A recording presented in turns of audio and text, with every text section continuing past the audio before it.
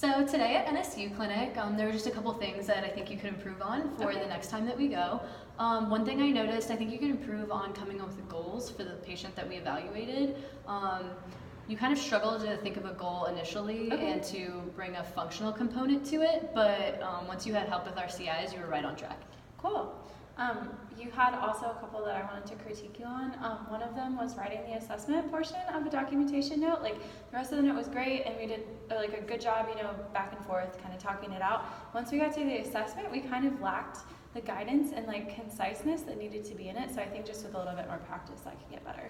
So I had that on mine too. I think we did struggle with the assessment. So I thought you did a great job during the evaluation, but then when we had to write the assessment after, kind of taking what we did in the evaluation and what we assessed and then kind of explaining it and writing it out and relating it back to the patient and kind of making it functional is what kind of struggled with. But once we had help again, I feel like we improved, but I think next time we can definitely fix our documentation a bit. Yeah, I definitely agree.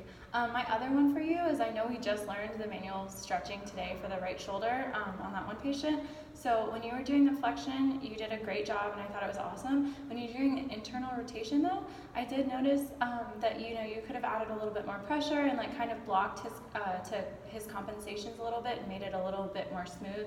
Also, don't be afraid to push in to his strength or his stretch, make sure he really gets a good stretch out of it. Yeah, I was definitely a little nervous for that. So but it'll come with practice. It'll come with practice. So one thing I thought you did really well today was on our patient who was post-op rotator cuff tear.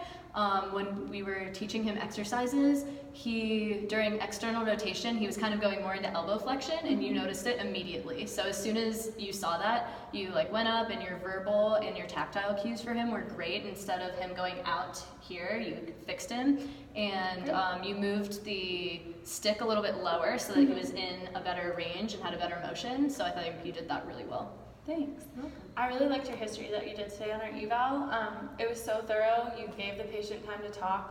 She really got to explain her story, and then we got all the information that we needed. Pfister didn't have to come back and ask anything, so it was awesome. Thank you. You too. Good job today. Can't wait for next week. Yep.